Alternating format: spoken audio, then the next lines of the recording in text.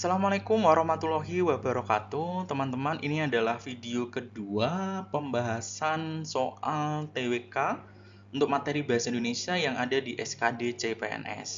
Sebelum teman-teman melanjutkan menonton video part 2 ini, pastikan teman-teman sudah menyimak di part 1-nya ya. Mari kita lanjutkan di materi Bahasa Indonesia di submaterinya huruf miring atau ejaan, ada simpulan dan ada kalimat efektif. Silahkan disimak. Materi yang berikutnya yang akan saya bahas adalah terkait ejaan. Soal ejaan hampir pasti keluar di SKD CPNS, tetapi materi ejaan itu kan luas ya, dan huruf miring itu hanya salah satu bagian dari EYD atau dari ejaan.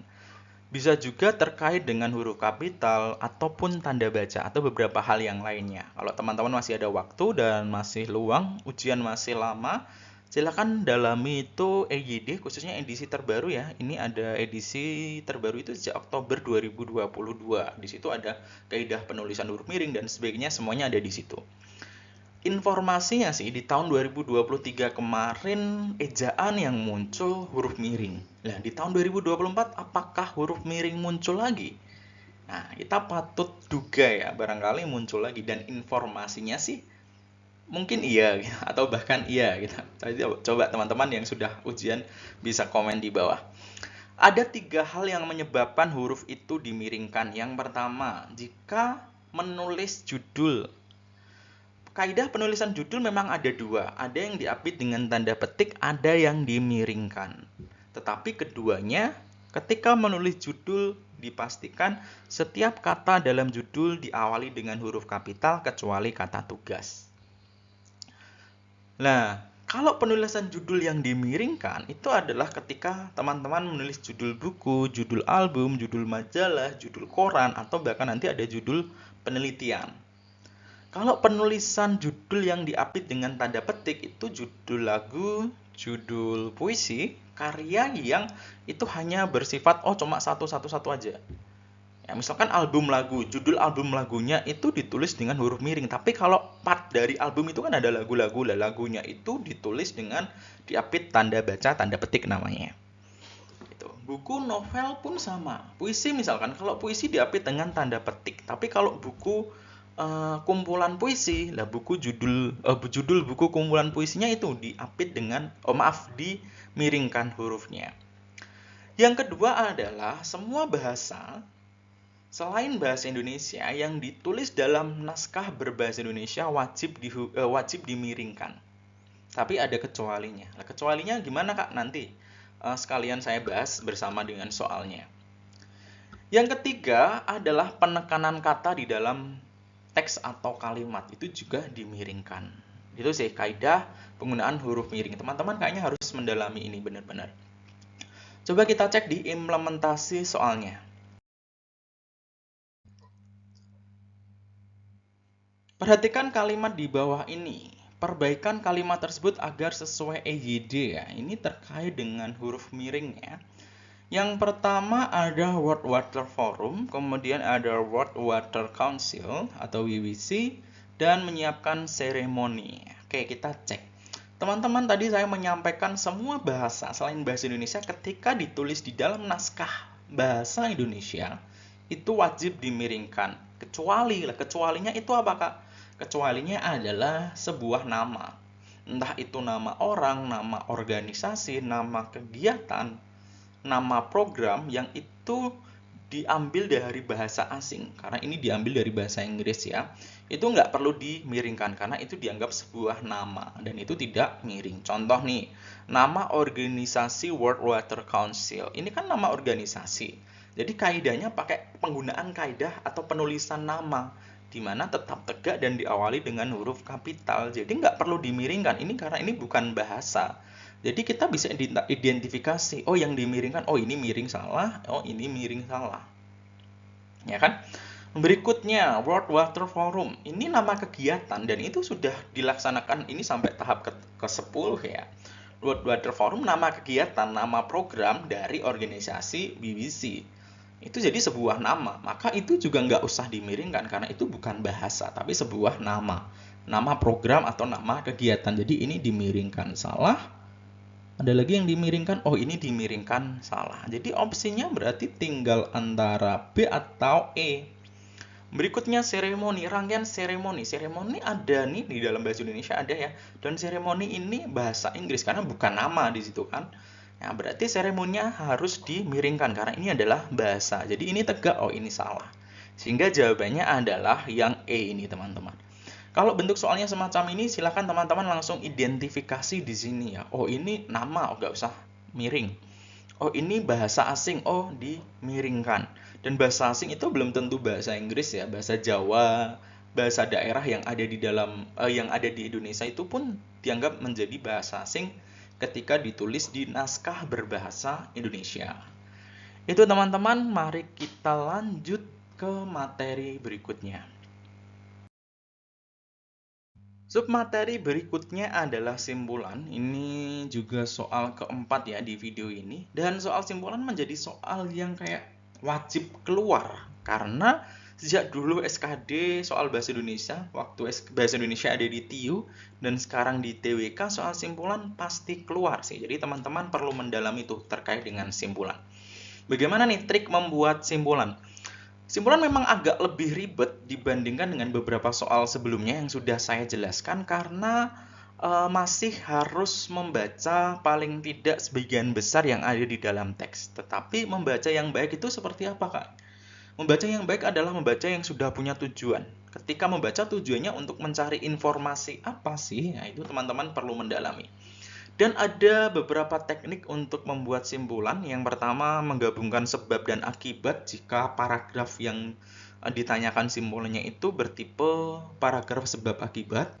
Kemudian bisa juga mengambil langsung di dalam paragraf kalau teman-teman ketemu paragraf yang induktif, kalimat utamanya ada di akhir dan berbentuk simpulan, otomatis simpulannya sudah tertulis secara langsung, itu tinggal diambil saja. Atau simpulan yang seperti konflik di soal ini, ada 2 paragraf, ditanyakan simpulannya. Hal yang teman-teman harus pahami yang pertama, jawaban yang dipilih pastikan menginterpretasikan isi di kedua paragraf. Seringnya jebakannya opsi ini hanya di paragraf 1, opsi ini ada di paragraf 2. Oh, opsi ini yang ada di paragraf 1 ada, paragraf 2 ada. Jadi pastikan itu. Berikutnya adalah cara cepatnya bagaimana? Ya nggak cepat-cepat banget sih, paling tidak bisa digunakan acuan bagi teman-teman adalah ketika yang ditanyakan simpulan dari 2 paragraf ataupun lebih, dibuatnya dengan cara menggabungkan ide pokok di paragraf pertama dan paragraf kedua. Ide pokoknya digabungkan, itulah simpulan. Kalau 3 gimana sama?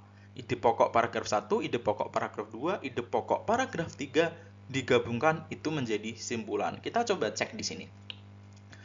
Ini seperti soal pertama tadi ya. Kalau tadi yang ditanyakan ide pokok, ini ditanyakan simpulan.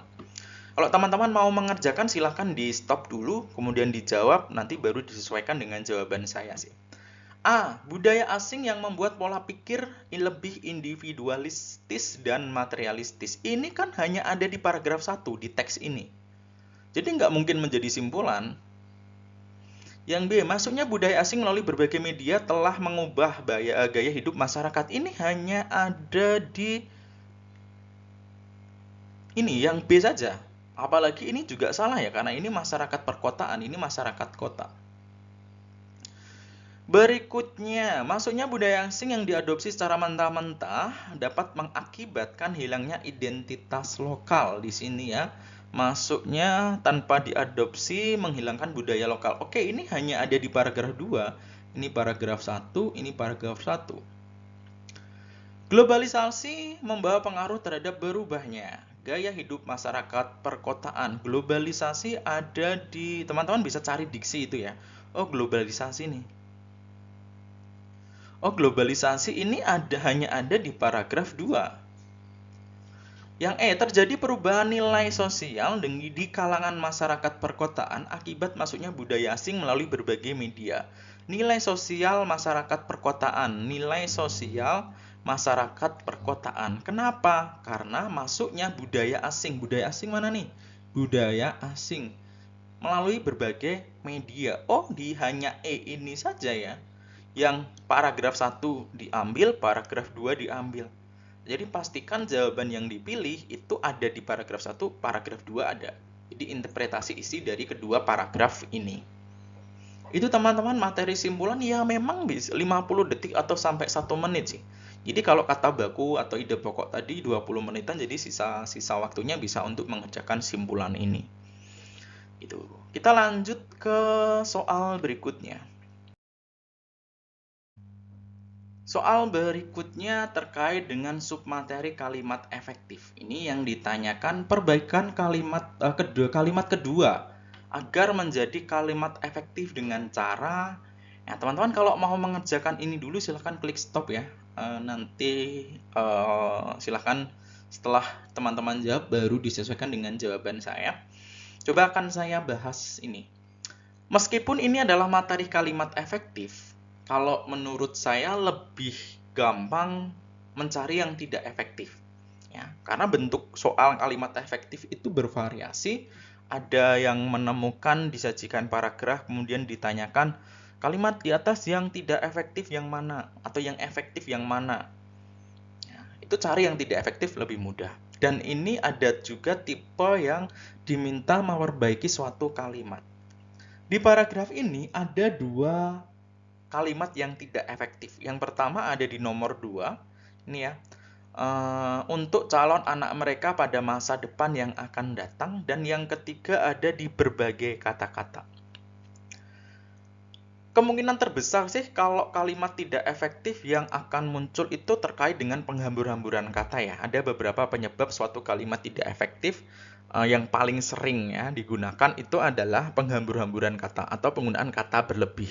Contoh di nomor 3 ini nih, berbagai kata-kata. Berbagai itu sudah jamak, kata-kata jamak. Itu nggak bisa digunakan secara bersamaan. Harusnya berbagai kata ataupun kata-kata saja. Kalau ini yang ditanyakan adalah di fokus nomor 2, yang tidak baku mana? Mereka pada masa depan yang akan datang. Anak mereka pada masa depan yang akan datang. Pada masa depan itu artinya kan yang akan datang. Sudah ada diksi itu, sudah memuat makna itu, maka nggak usah dikasih yang akan datang. Maka di sini pasti jawabannya adalah menghilangkan kata yang akan datang, frasa yang akan datang. Kalau B mengganti kata anak dengan anak-anak, di sini anak atau anak-anak, ya maknanya aslinya ini yang dimaksud anak itu kan cuma satu. Kalau anak-anak itu beberapa ataupun 2. Dan di sini nggak masalah, entah itu yang dimaksud 1, entah itu yang dimaksud 2 ya. Tetapi kalau anak saja ya boleh. Anak-anak boleh kalau memang yang dimaksud di dalam teks ini adalah beberapa anak.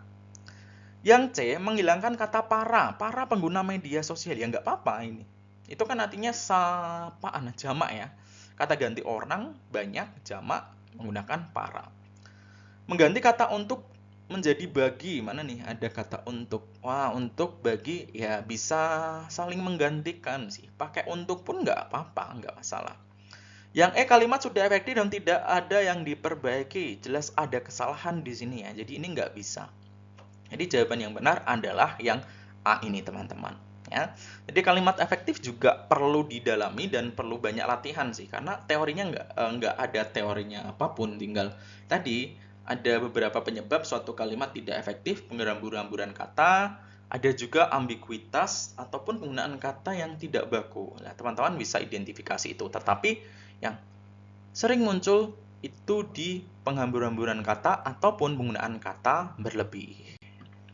Itu teman-teman.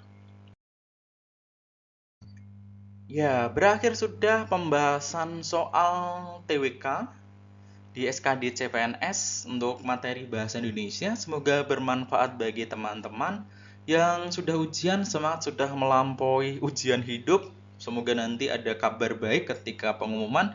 Yang belum ujian, semangat untuk belajar, masih ada waktu, dimanfaatkan sebaik mungkin.